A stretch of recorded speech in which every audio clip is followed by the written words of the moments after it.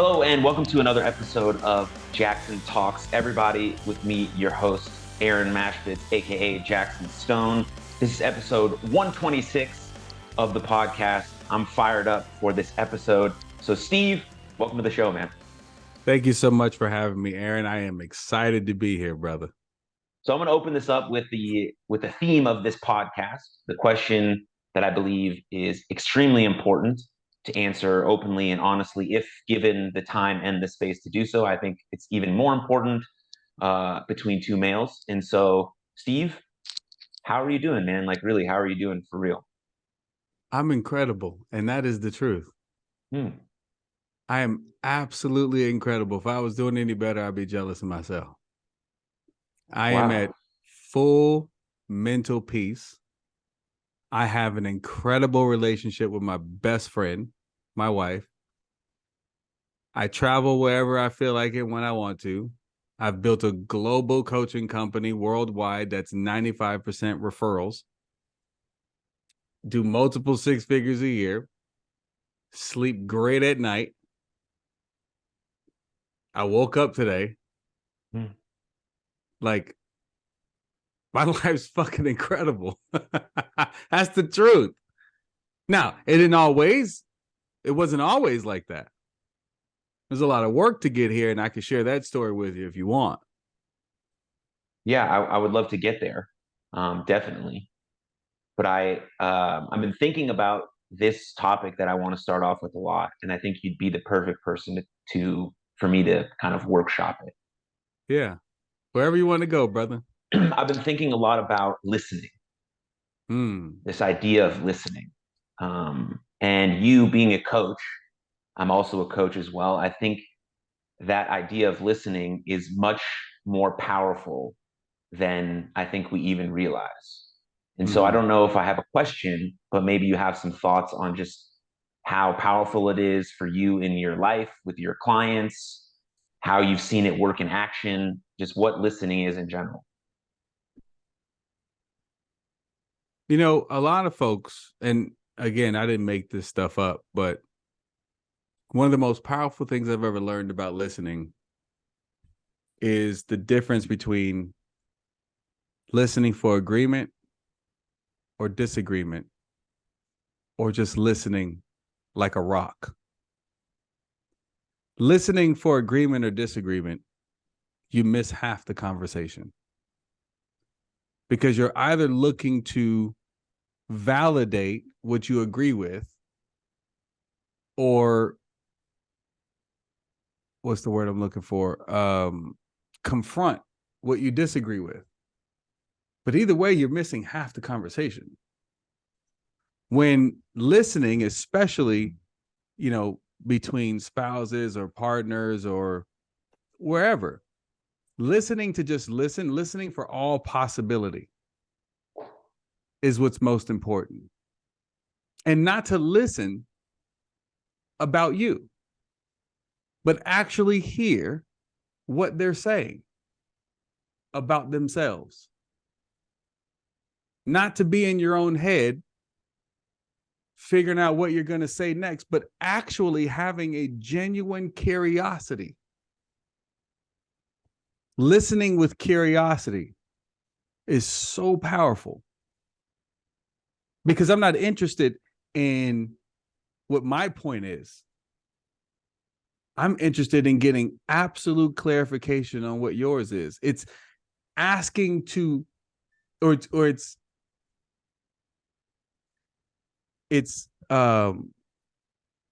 understanding before asking to be understood.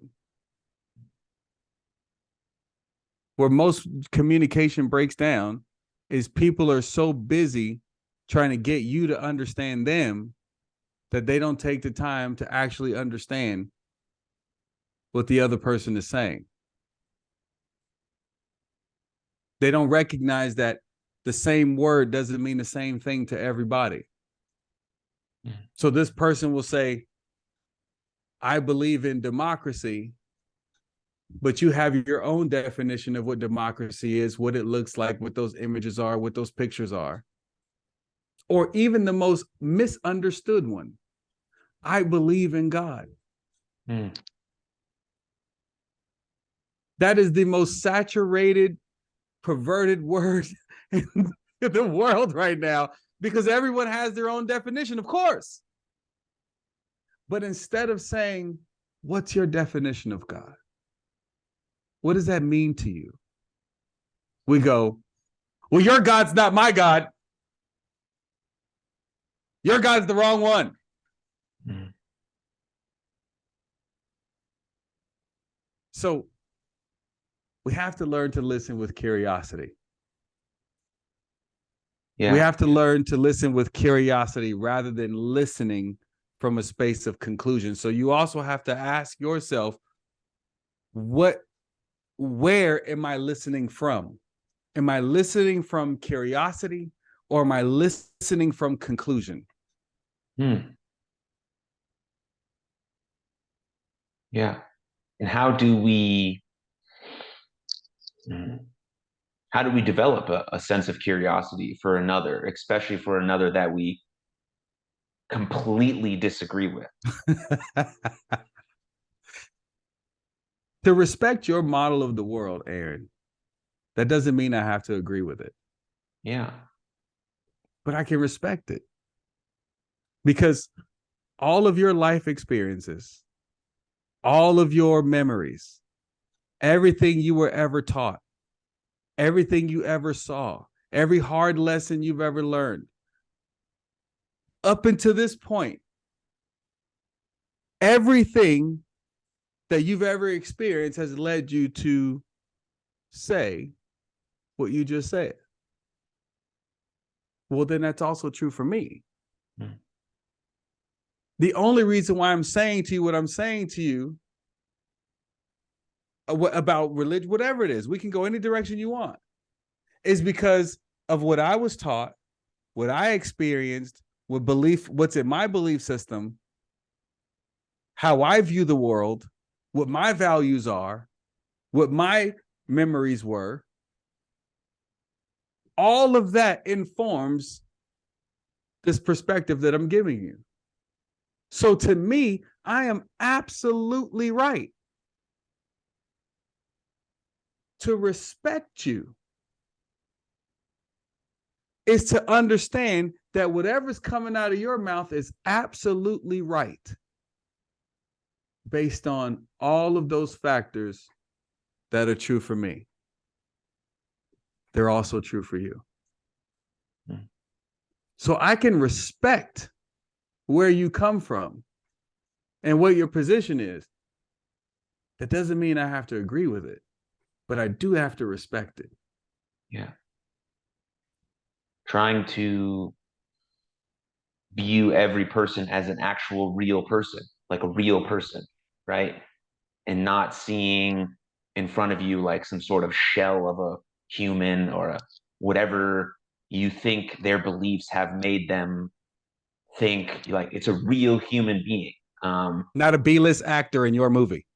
Exactly, right? Like it's 100%, you know what I mean? Just a real person. And it's like if we go in a little bit and we think about our own faults, inadequacies, things we've struggled with, we then don't project or um, let's say cancel someone for a fault or a misguided step or passing judgment on something that maybe they didn't understand, or maybe they do believe it and they're standing ground on that. And that's also something to applaud, like not backing down from stuff that you believe to be true. Maybe eventually you'll be turned to a different direction, but all of that stuff is important when simply trying to listen to a person. Like it's so much deeper than just like making eye contact, caring about the person, seeing them as a real human. But it's like trying to look at ourselves from the day we were born till now, a huge perspective of everything that's happened. And how has that transformed me? Because we're the same, because we live life, we're 100%. humans. And so all of that stuff is important. I think about that, like currently we're recording on November 3rd, and I'm Jewish, and so a lot of stuff about anti-Semitism has been coming out, and both sides of the argument have points that they believe are 100% valid. And if we want to get to any sort of, maybe not agreement, but sort of where we can see people and let them live their lives in the best way they know how, then we have to have this sort of dialogue, this sort of listening, this sort of curiosity. Yeah, I think that's extremely important. Yeah. So to take that from there, you listen a lot. That's why I asked you that question, right? Because that's what you do as a coach, basically, right? I think when given the space for people to be actually heard, they almost tend to are able to solve their own problems just because they were heard so well. Um, and you told me before we got on that you were on coaching calls since 8 a.m. this morning. So how have you developed over time, like the skill of listening? Because it's a skill that anyone can develop, just like reading and writing and running and lifting weights or doing yoga or taking a Zumba class, whatever it is. Like what have you done, or is just over practice over time? It's practice and awareness. You know, if I feel any type of way about what they're saying, then I'm not listening to what they're saying. I'm listening to what I think about what they're saying. Hmm. Does that make sense? Yeah. You're not actually hearing the words, you're conceptualizing something that you feel they might be saying. Absolutely. So that means that I'm not here. When I get in my coaching calls or when I am committed to being nothing, no one, and nowhere. Hmm.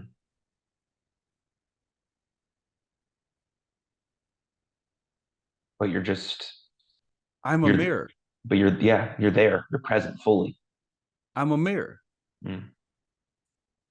Because that's what relationships are. Hmm. Relationships are mirrors. And I'm not trying to get away from what we were just talking about, but it has to do with listening. Every relationship is a mirror, including a relationship with a coach. People are not your problem, they're your mirrors. Even my relationship with this water bottle is a mirror, who I'm being in regards to this water bottle. Client was just left my house. We were like, yeah, even with a hanger, you're at the department store and something falls on the floor. You have a relationship with that. And now you get to see who you're being. Are you the person that bends over and picks it up? Or are you the person that says, not my problem? Hmm. Not my job? There's listening in everything, not just conversation.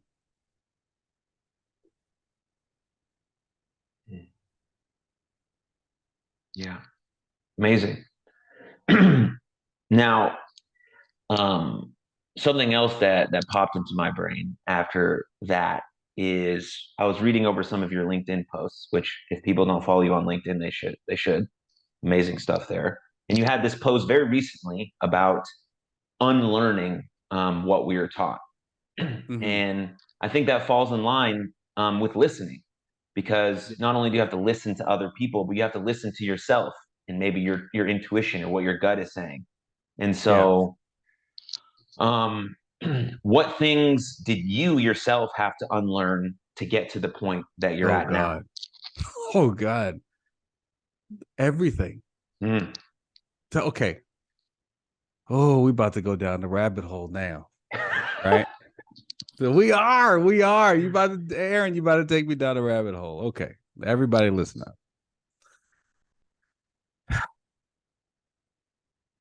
I study all the master teachers. All of them. There was one thing they always had in common. And Yeshua was the one that just made it more than anybody. Become childlike again. I made a post about becoming childlike again and what that actually means. Not childish, childlike.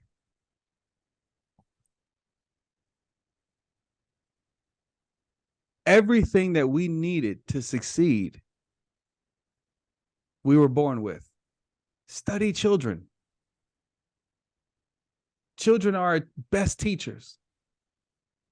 Children come into this world full of love, joy, forgiveness, imagination, helpfulness, curiosity.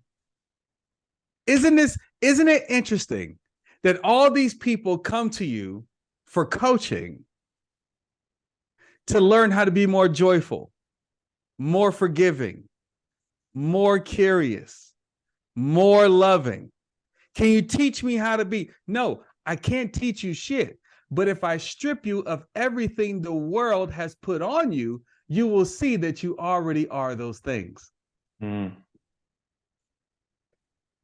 There's nothing wrong with you, except for the idea you think something's wrong with you. Right. Because you already are all of those things. But then the world, it's like this iPhone, right? This iPhone, when we pull it straight out the package, this iPhone worked exactly the way Steve Jobs designed it to, or his team designed it to, right? It was perfect, straight out of the manufacturer. And then Aaron, Steve Bacon got a hold of it. And this is the product. It also not only has a broken screen, but it runs slow. It doesn't fully charge all the way. There's all kind of shit going on with this phone. But there was nothing wrong with the phone to begin with. It was perfect. Look at children. Perfection.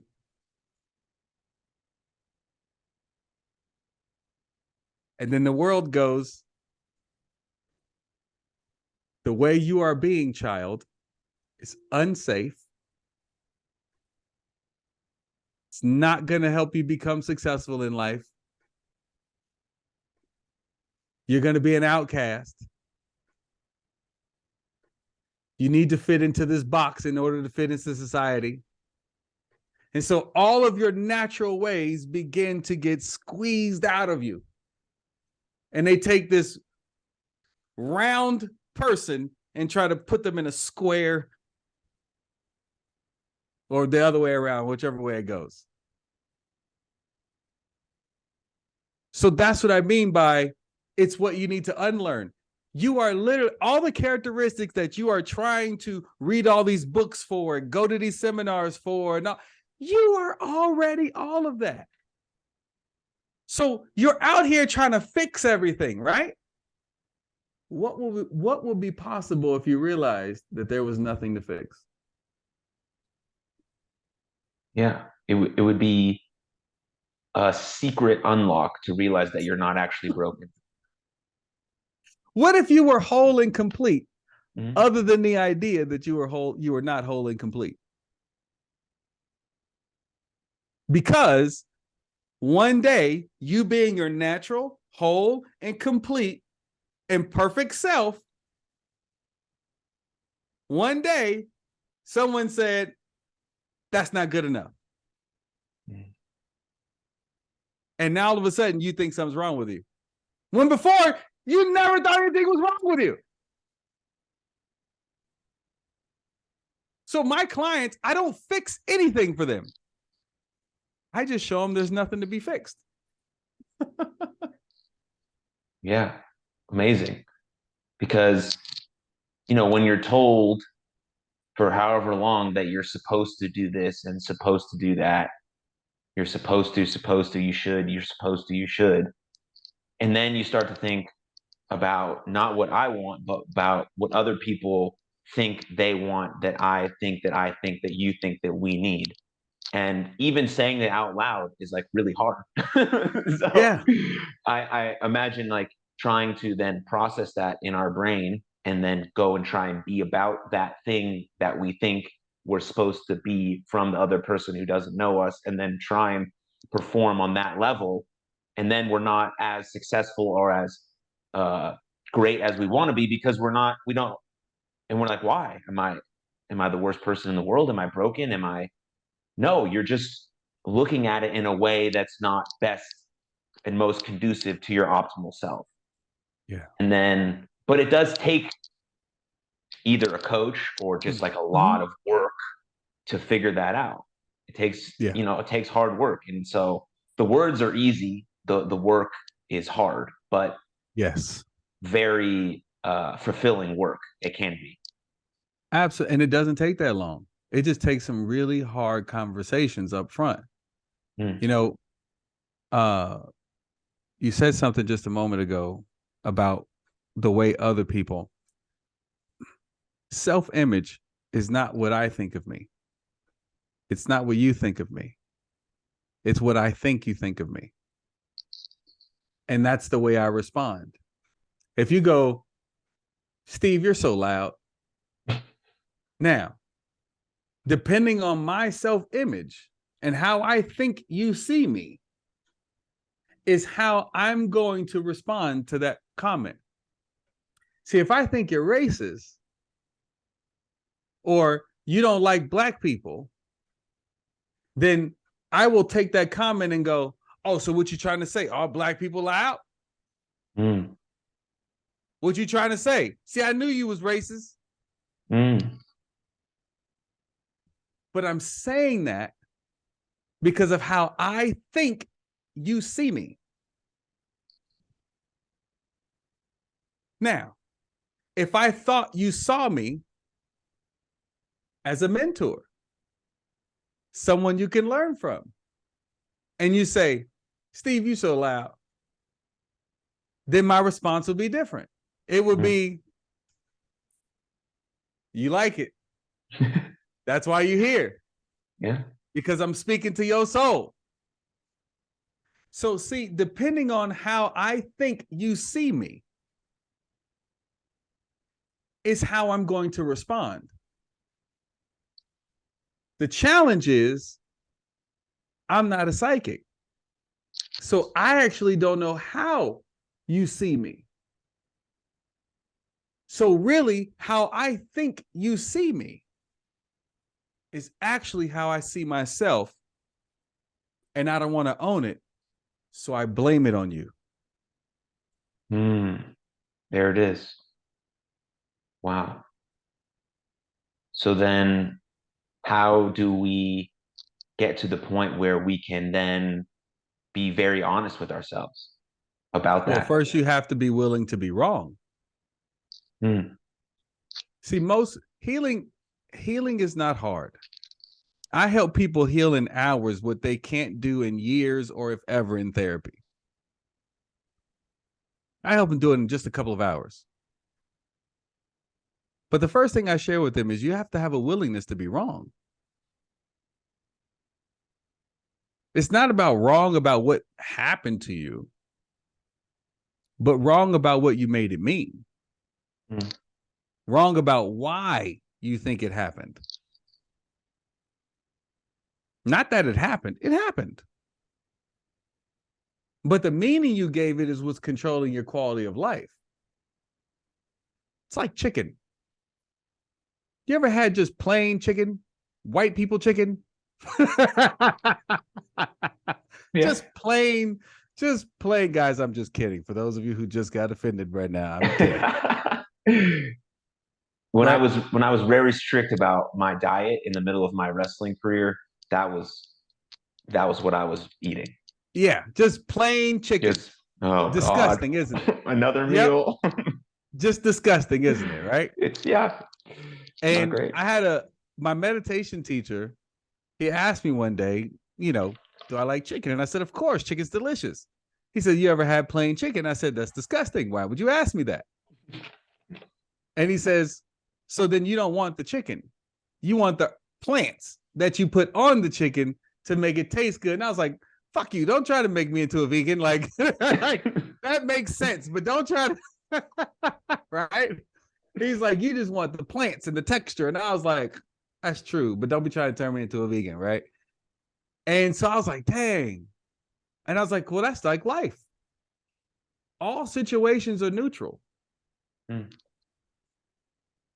The meanings you put on those situations are like the seasoning you put on chicken. Wow.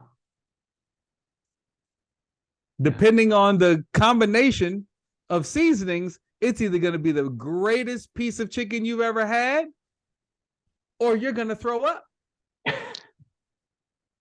Well, it's the same thing with meanings. Meanings are the seasoning of life. All situations are just plain chicken. You get to season it with whatever you want it to mean, which is why the same situation or the same scenario, and this is another part of listening, I want to tie it back. The same situation, how is it that we can have CNN, MSNBC, and Fox News all covering this press conference and come out with 3 different narratives? Mm. We just watched the same thing. This person says this channel says this means this channel says this means this, and this channel says this means this, which means the situation itself is neutral. If we can all make it mean something different, then the situation itself is neutral. It means nothing. Right. It just is. And then we're putting our own biases and perspectives and experiences on that situation / on that chicken. And then play victim to our own creations. Oh.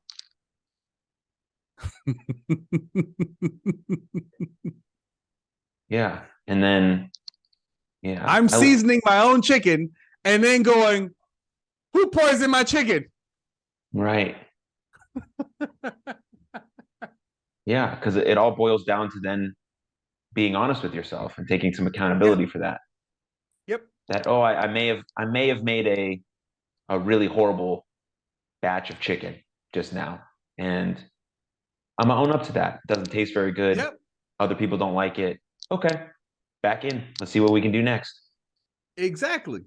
That's ownership. That's conscious creation versus unconscious creation, which is you're still the creator. You're just not owning your creations because you don't know how you created it. Hmm. But if I know that my thoughts create, who I'm being produces my thoughts that create, and my being is influenced by my belief system, if I'm willing to own that, then I can consciously create my reality the way I desired for it to be. If I don't take ownership of that and I'm unaware of it, then I'm still creating, but unaware of how I'm creating it, and then playing victim to my own creations. So I'm the victim and the villain of my own story. Wow. And before all of that, before you try and drive your life via your values, before you try and kind of create the best version of yourself, would you say it's important to actually know where you want your life to actually be?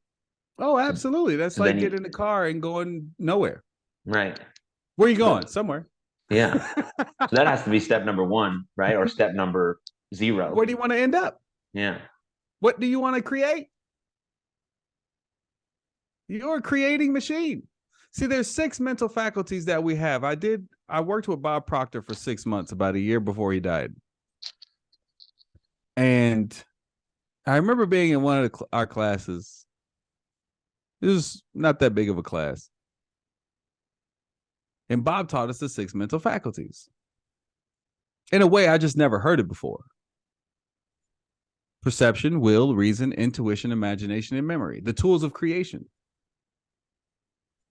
We're the only creatures on the planet and within 100 billion light years that we know of so far, that has those 6 mental faculties. Incredible, for one. Right? Incredible. Unbelievable. The ability to perceive a situation the way I want to see it, to make it mean whatever I want it to mean. That is a fucking superpower. Mm. When you think about it in relation to a bear or a lion or a dog, they only see what is. I could choose to see something that's not there and make it something that it's not. That's a superpower. Yeah. Reasoning, the ability to form thought and logic and judgment. You ever seen Planet of the Apes? I've seen a few of them. That's what it would be like if animals had the same mental faculties that we have. Think about that. Those animals have perception, will, reason, intuition, imagination, and memory. And the humans were fucked. Right? Yeah. The Bible says, let us create man in our own image. It wasn't how you physically look. That can't possibly give you dominion. Your physical can't possibly give you dominion. Because we're at the bottom of the food chain. The only thing that gives us control and power is our mental faculties. Their ability to form reason and logic, to come up with conclusions, to find answers. Willpower, the ability to go and move in any direction that we want to move in, to feel however we want to feel. Intuition, that ability to connect to everything. Imagination, to create something in our minds that isn't there and then blow it to life. Give it breath. That chair you're sitting in existed in somebody's head. And then they blew life into it and made it real. Yeah. Memory, the ability to go and relive. See, this is what I call coaching, instant replay. Just like in sports. They're going at a basketball game. I love basketball. I love watching basketball. So when the Warriors are playing, Curry is going as fast as he can. And when he goes up to do a layup, ref calls him. I don't know if that's how a whistle sounds, but that was pretty good. I'm with right? that. Yeah. The ref makes the judgment, calls it. Now, people are questioning, was that the right call? Because everything was moving so fast. The ref made the best decision he could in the moment from his vantage point. Mm-hmm. So they developed something called instant replay.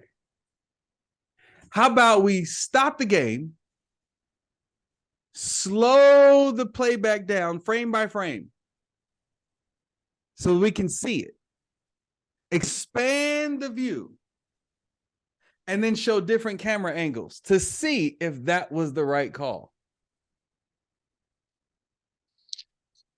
That's coaching. So when you think about the mental faculty of memory, the ability to go back into the past and do an instant replay to see if we made the right call, to then take that lesson and apply it to now. A fucking superpower. It's a miracle. An absolute miracle. And oh, go ahead. Sorry.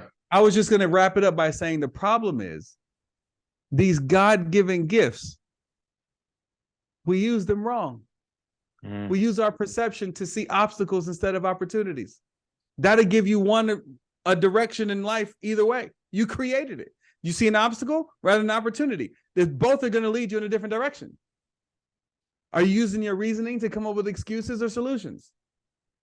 Are you saying I can't or how can I? That's all reasoning skills. Are you forming conclusions or are you being curious? That's all reasoning. Your willpower. Are you forcing yourself to go past and become courage in spite of fear? Or are you using that willpower to keep you in the corner? Are you using your imagination to see what's possible? Or you're using your imagination to see the worst that's possible? Yeah. Are you using your memory to instant replay and find lessons that you can apply to the future to advance your agenda forward? Or are you using your memory to dwell on how you were done wrong? And are you listening to your gut, or did you just turn it off and listen and give other people permission to tell you what to do? Yeah. So it's not that we're not powerful. We just use our gifts wrong. Yeah, we're extremely powerful and capable, and it boils down to the idea of choice. I mean, it sounds simple, right? You have a choice. What choice are you going to make? And now things present themselves in all sorts of ways, and the choices we make can be very hard in the moment. But if you're able to have a sort of practice about yourself where you can slow down and take a deep breath and like make a choice that's best for you, because you've already mapped out what your goals are, you've already mapped out what values align with you the most, and so then the choice becomes less hard. Not that it's easy, but a little less hard. And then instead of saying, well, what if it doesn't work out? You're like, well, what if it fucking does, man? So I think that's really cool. So, and there's no such thing as failure. There's only feedback. See, again, look at children. Do children understand the concept of failure? No. No, or else they would never learn to walk because they fell down once and they wouldn't get back up. So they just keep doing it until they either get it or don't feel like doing the shit no more. And don't feel no, and when they don't feel like doing it anymore, they don't feel any type of way about it. They just move on. Yeah. Right? Yeah. But when you enter grade school, they started putting numbers and letters next to your effort, and depending on what number or letter you got, you were either punished or rewarded. And like Pavlov's dogs, you become conditioned to fear getting things wrong so you don't get punished. Right. And they say it takes 10,000 hours to become an expert at something. So from K through 12, it's 10,000 hours of learning to be deathly afraid of getting something wrong. And then they push you out into the world and go, failure is not an option. Wait a minute. Wait, don't be afraid to fail. Wait a minute. Time out. You just conditioned me to fear getting things wrong my entire life. And now you're telling me not to be. I'm conflicted. And a confused mind does nothing.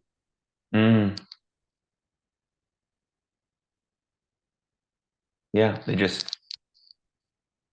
I don't know what to do. I don't know which path to take. So I'm going to take this kind of nihilistic approach, and that's going to be my life.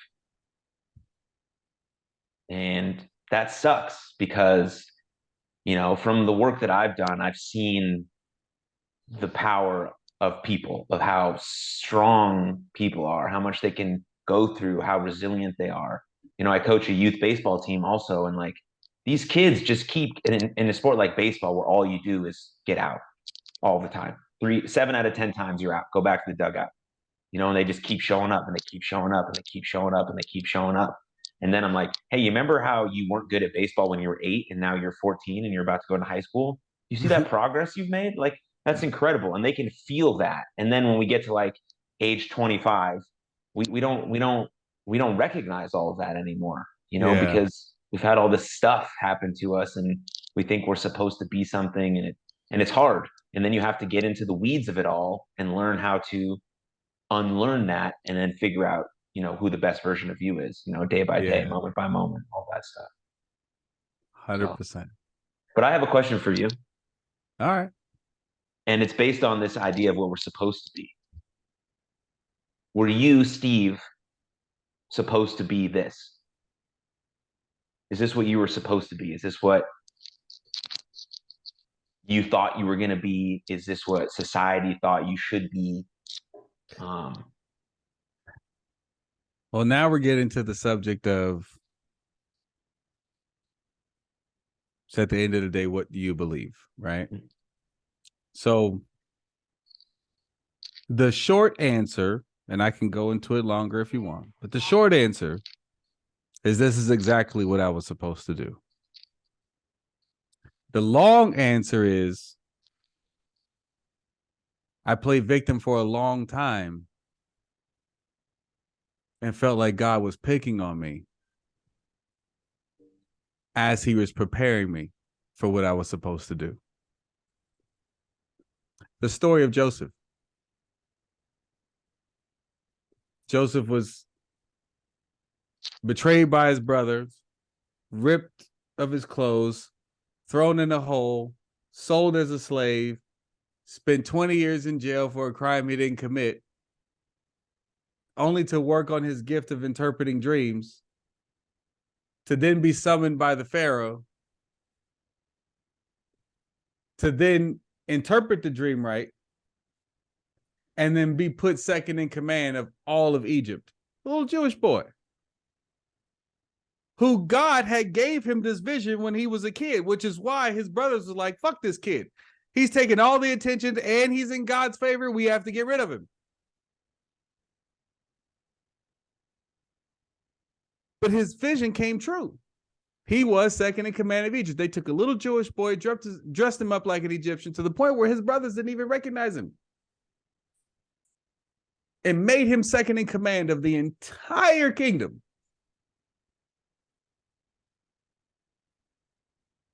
But God never told him how he was going to get there. Can you imagine? Can you imagine God be like, Joseph, I'm about to make you. So this is when my friends call me Bishop Bacon, because I tell the Bible my way, right? I tell the Old Testament, New Testament my way. I tell it my way. I don't give a fuck about nobody. I tell it my way. I update that shit, right? So, I'm here for it. So can you imagine if God was like, Joseph, now look, I'm gonna hook you up. I got a big job for you. But in order to get you there, I'm gonna need you to go tell your brothers what I just showed you. They're gonna betray you. They're gonna threaten to kill you. They really want to kill you, but then they feel bad. So they just gonna rip you of your clothes and throw you in a hole and leave you there to bake to death. But then they're gonna feel bad, and they're just gonna sell you to a slave caravan, and you're gonna get accused of rape and spend 20 years in jail in order for you to get there. Joseph would have been like, oh, I'm good, bro. I'm about to go ahead and milk these cows. Like, I'm about to milk these goats, whatever it is. Joseph would have been like, no, I'm good, bro. I'm cool. So God had to keep that part a surprise. Right. Life was working for him, not to him. He was being chiseled and molded into who he needed to be to carry such a vast load of responsibility. Mm. So the short answer is yes. Because when I go through my past, my mother became a crackhead when I was 6 months old. I went to 14 schools growing up. I was molested as a kid, abused by my father, held for ransom by a drug dealer once, grew up from crack house to crack house. Met my father when I was 8. Again, abusive till I was about 14. Left him, went back to live with my grandmother. 17, ran to the military, married the first girl who said she loved me, and then physically, mentally, and emotionally abused her until she got the courage to leave. Then out of depression, took a loaded gun that she bought me for Valentine's Day, put in my mouth and pulled the trigger, but the only thing that saved me was God, because it misfired. Realizing I didn't want to die, but I just didn't know how to live, started drinking to get drunk because I still didn't know how to deal with all the pain that I was feeling, and I needed to numb myself, only to then get in trouble by the law, become a felon by 19, married again by 20. to then meet a guy named Hank, who was in my life for about a year, like an angel. Told me if I became an entrepreneur, I can write my own ticket. But how well my business does is completely dependent on how much I grow as a man and as a person and as a human. And then he introduced me to personal development. 18 years later and $300,000 in, I am who I am. I am that I am. And I can help people do things in hours. I'm one of the most emotionally healthy people you'll ever meet. I had amazing relationships with both my parents before my mother passed. So there's not a single thing anyone can come to me with that surprises me or scares me. And I can take them all the way to the bottom of the ocean of their subconscious mind because I've been there. I lived there. I was SpongeBob's coach. All of my past led me to what I do now. This is why I tell my clients, if you figure out your purpose, your past will make sense because it prepared you for it. Wow. If you figure out your purpose, your past will make sense. Because it prepared you for it. Amazing. One, thank you for sharing all of that. Two, why do you think Hank took a chance on you? You got to ask Hank, man. I talked to him for the first time maybe a year and a half, 2 years ago. First time we talked in like 20 years, almost 20 years. No, it's like 17 years. Get my math wrong. I don't know. All I know is during that time period, I was still in the military and a bunch of older guys on base was discussing, news around the base, what's happening with the young black man. And my name came up and all the crazy shit that I was doing. And Hank drew the short straw and decided to try to intervene. And I'm grateful every day. 17, 18 years now, I've been saying that man's name to everybody. He now knows because he follows me on Facebook. But he cried because he had no idea what that little year intervention has changed thousands of lives. And put whole families back together and help people get off drugs and stay off drugs and help people achieve their dreams. All because he decided to intervene. If it wasn't for Hank, I'd either be dead, in jail, or strung out on some type of drug, for sure. It's so profound. It's so deep. And it just goes to show you that one person, one moment, one word, one action, one smile potentially can change the whole trajectory of your entire existence. And that's the most important thing you just said that people don't get. Change the trajectory. People trying to change somebody's life right now. No. Change the trajectory. It's like golf. A millimeter shift can send that ball in a completely different direction. They may not need a whole coaching program for you. Just one conversation. Stop being fucking selfish.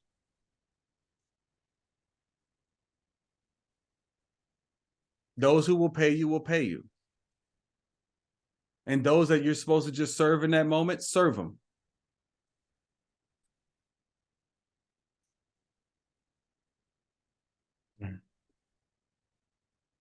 Wow. I'm sure you do, but do you have any advice on how someone can find their purpose or go about thinking of what their purpose might be? It's funny. The guy that just left my house, That is his whole brand, is helping you find your purpose. His name is Kusudi. Kusudi, which literally means purpose in, I forget which African language, but he is a master at helping people find their purpose. My advice on that is, what pisses you off? What pisses you off that don't seem to piss nobody else off? Because you're the one that's supposed to do something about it. That's why it pisses you off. Why isn't anybody doing anything about this? Because you're the one that's supposed to be doing it, dumbass. It's you. You're the one that's supposed to be doing it. That's why it bothers you. Yeah. You know what bothers me?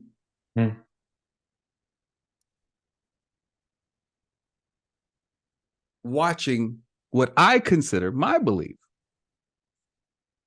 7 billion gods with a small g walk around like they ain't shit.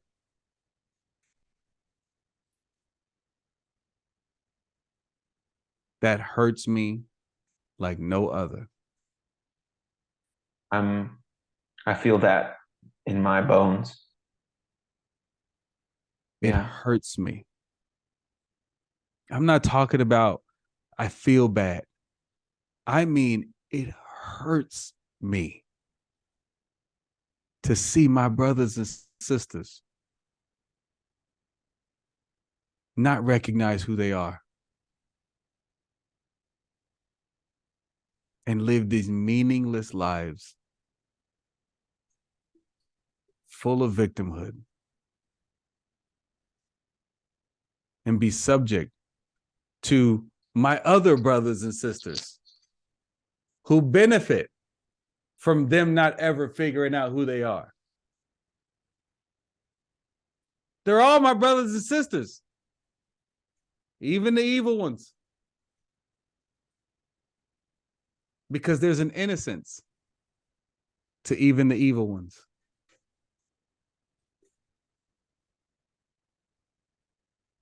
Well, there's a common humanity there, even with the evil ones, because to really truly see the light, you have to come to terms with the darkness and what you yourself are capable of doing.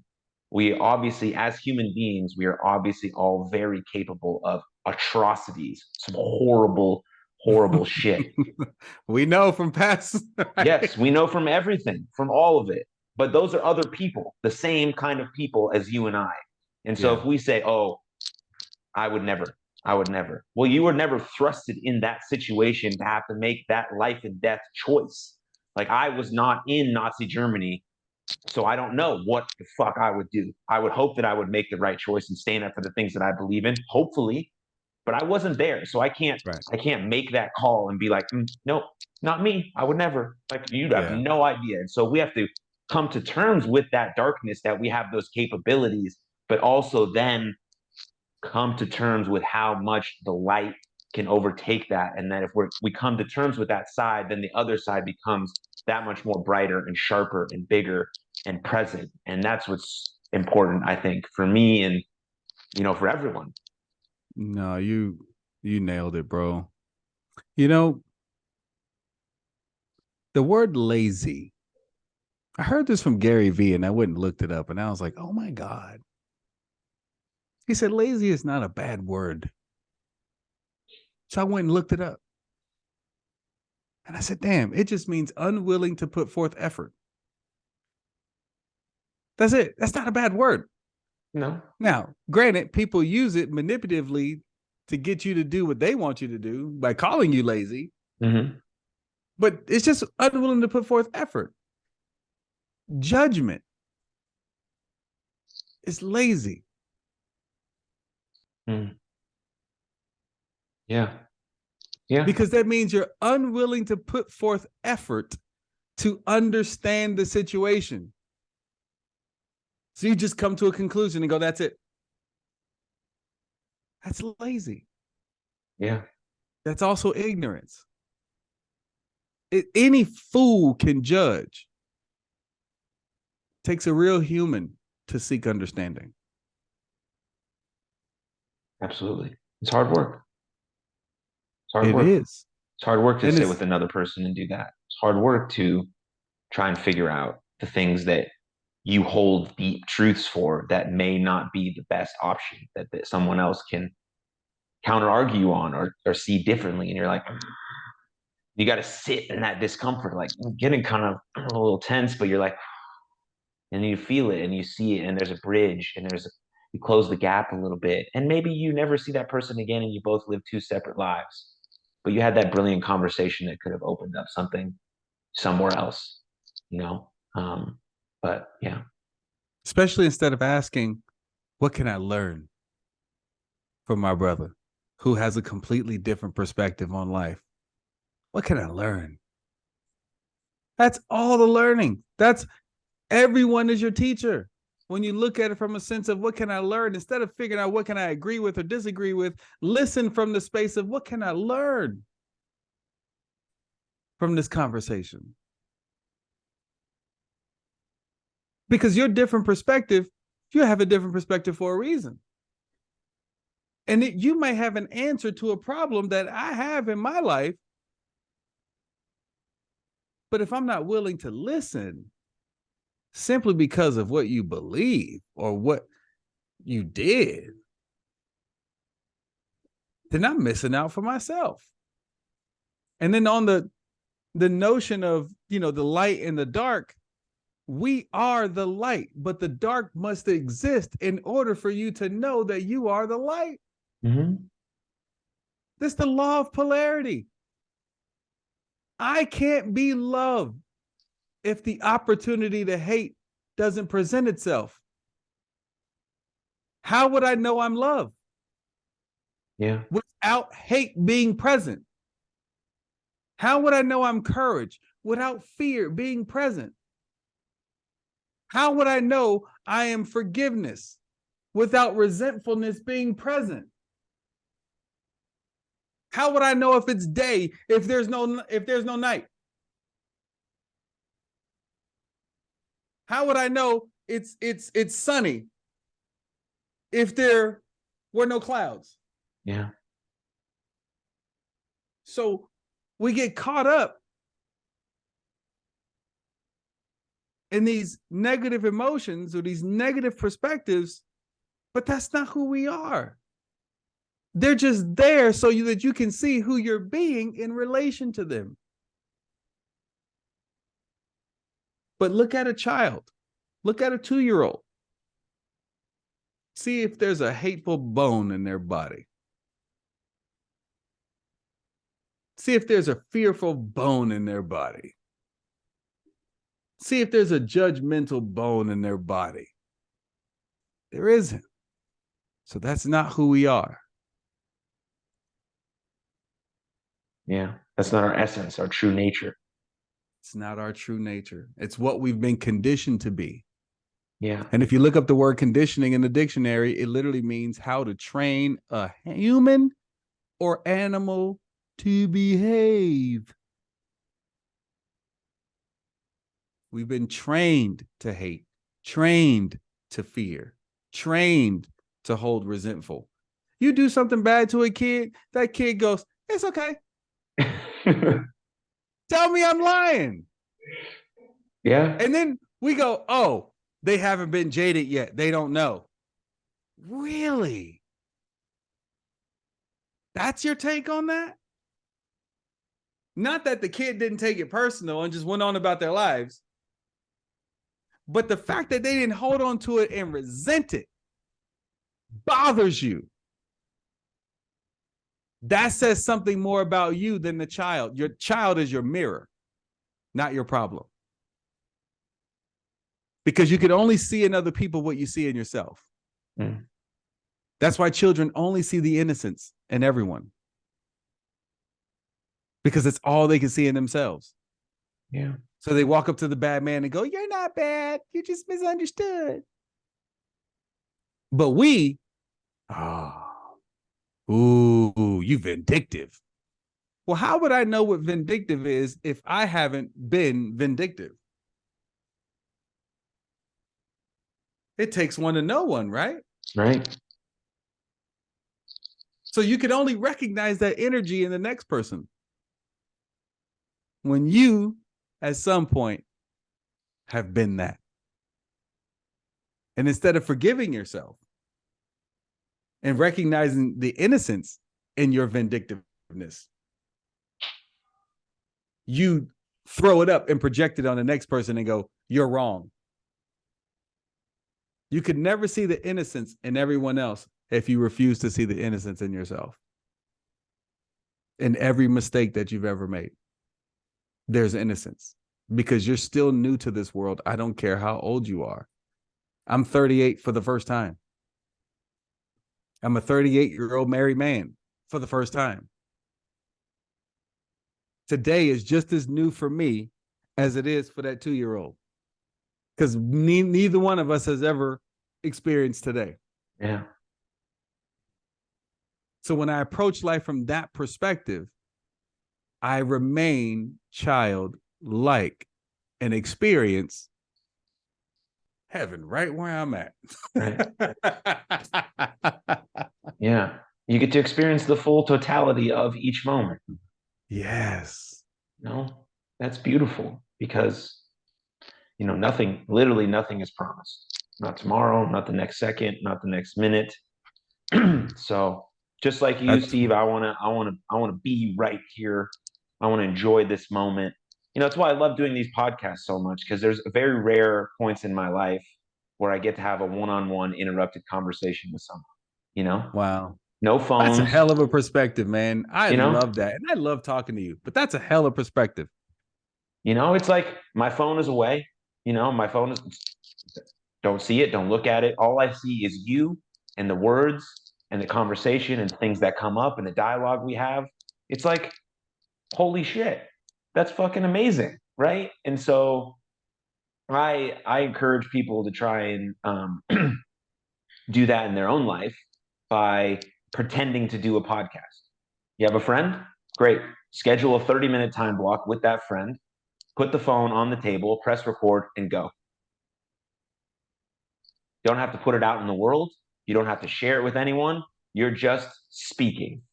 And the phone is there on record, only there. No notifications. The other phone is away, and you're just with that person.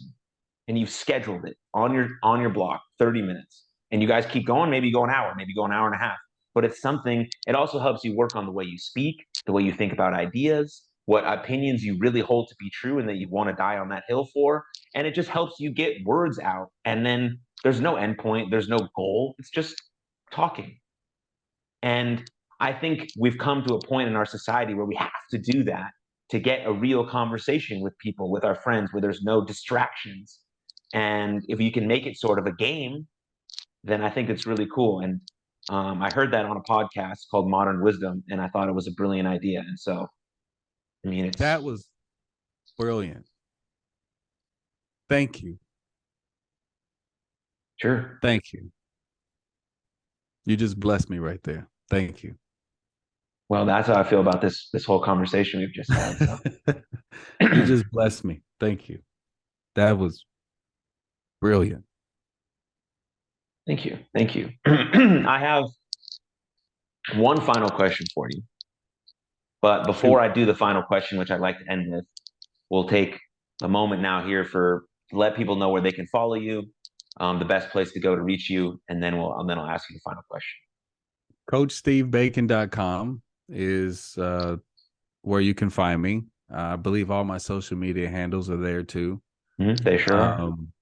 That we're building and growing that website with more videos, more testimonials, more blogs. So anything I'm up to, you can pretty much find at CoachSteveBacon.com or my Facebook or Instagram or LinkedIn. Yeah. Steve and I And got it should connected. be the same thing at all three. I think Coach it is. Steve Yeah. Bacon. Yeah. Yeah. We got connected over LinkedIn, so I encourage you to go there and check that out. But here's my final question. So if you, Steve, could make a billboard and millions of people would see that billboard every single day, what would you put on that billboard? There's nothing wrong with you other than the fact that you believe something's wrong with you. Love it. Let's get it up there, baby. Let's put it up there. Yeah, billboards are very expensive. I've come to learn. Did you do one before? I've asked this question in 90% of my episodes, and like I told you before we started recording, I have a nonprofit called You Are Loved, and I was like, oh, You Are Loved. That's yes. Let's put that on a billboard. I want literally everyone in the world to see that and feel that. And I was like, oh, nope. How much was it? It was a lot. It was like $20,000. That's it? Well, I mean, I'm a nonprofit, so For how long? it just stays up there $20,000 to put something up there and just leave it up there for a time frame. I think it was like a year time frame.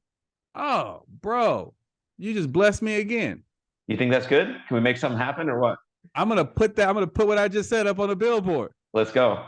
There's nothing wrong with you other than the fact that you believe something's wrong with you. CoachSteveBacon.com. Funny. As heard on Jaxon Talks Everybody. Right, as heard on Jaxon. now I love that. That's one client. Hey, let's go, baby. That's awesome. One client. Come on, let's do it. Well, you did say at the top that you're doing incredible, so I believe that to be true now. Well, my coaching fees are, you can buy a Honda. Your coaching fees are what they should be. A brand new Honda for what I charge. Yeah, high value. But my prices aren't for me. Let me bless you with this last thing. Yes, sir. My income as a coach, has damn near doubled every year for the last 4 years. My process has not changed. How I get clients has not changed, and I get clients organically. No email campaigns, no funnels, no nothing. We went from 50,000, 48,000 for 2 years. Well, we started off with 0. Right. And then it was like 15,000 the first year. And then it was like 48,000, then 48, got stuck there, then went to 100, then 200, then 4. Right. So I've been doing the exact same process all those years. So how did my income go from 15,000 my first year coaching to 400,000? Because it wasn't about what I was doing, but who I was being doing it.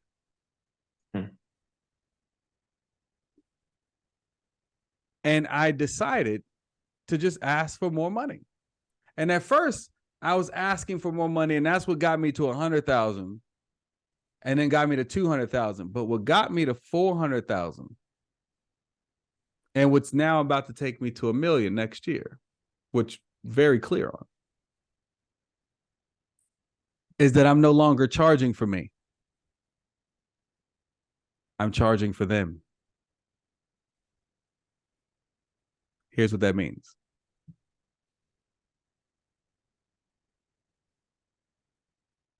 Clients, when they come to me, they show me the life they want to create. I know the amount of work it's going to take for them on the inside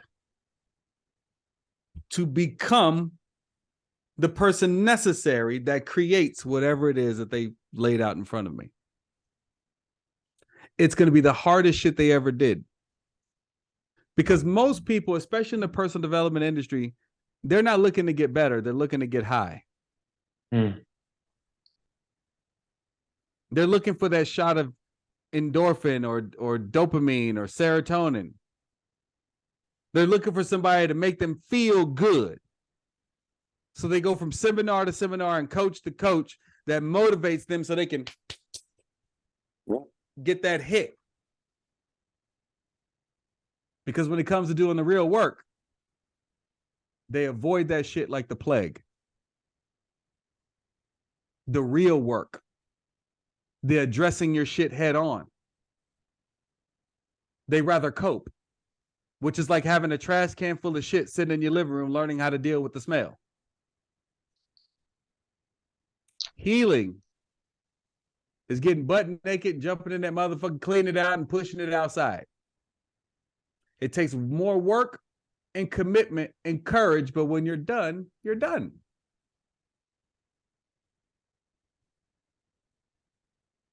So I hold my clients' money ransom. You want this? Okay. You committed? Yep. Give me 30 grand. Give me 30 grand and you will have that. How? Because you're going to have to do all the shit necessary. The work that you're about to do with me to become who you need to become to achieve that, it will be the hardest thing you ever did, and you will want to quit every day. Because I'm going to make you face yourself like you've never faced yourself before. I'm going to make you deal with shit that you've never dealt with before. I'm going to make you face shit that you have been avoiding for years. I'm going to make you get back in integrity with yourself. You cheated on your wife? I'm going to make you tell your wife you cheated on her to get back integrity with yourself. I'm going to teach you how to create through the integrity of your word and who you are being. And I need to hold this money ransom so you don't quit. Mm-hmm. And this is pennies compared to what you will receive for the rest of your natural fucking life. Yeah. You miss more than one call, I fire you and keep your money. You miss more than one assignment, I fire you and keep your money. You're late, I fire you and keep your money. I see you're not putting in effort, I fire you and keep your money. And in those weeks where you're saying, fuck you, Steve, you have a choice to break through or forfeit this money. Because as the Bible says, show me where a man's money is and I'll show you where his heart is, where his mind is, where his attention is.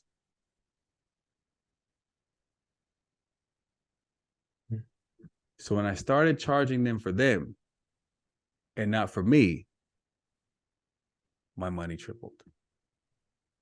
Amazing. So we're definitely getting a billboard then. Definitely getting a billboard. Let's go, baby. But for real, thank you for joining me, for bringing your wisdom, your energy, your knowledge, your experience. I loved this conversation. I did too, brother. I appreciate you for having me. Thank you. You truly are a gentle soul. I don't know you from Adam, but I just feel so connected to your soul. Thank you. Yeah, I feel the same way. Such a gentle presence. Thank you. That really means a lot. I can't wait for people to hear this. I can't wait to talk to you more and connect more. So yes, brother. Thank you, Steve. Best wishes to all of you and what you're doing. And thank you everyone that watched or listened, subscribe, YouTube, Spotify, Apple, all that good stuff. But most importantly, please take good care of yourselves and others. We'll see you next time. Lots of love. Take care, everybody.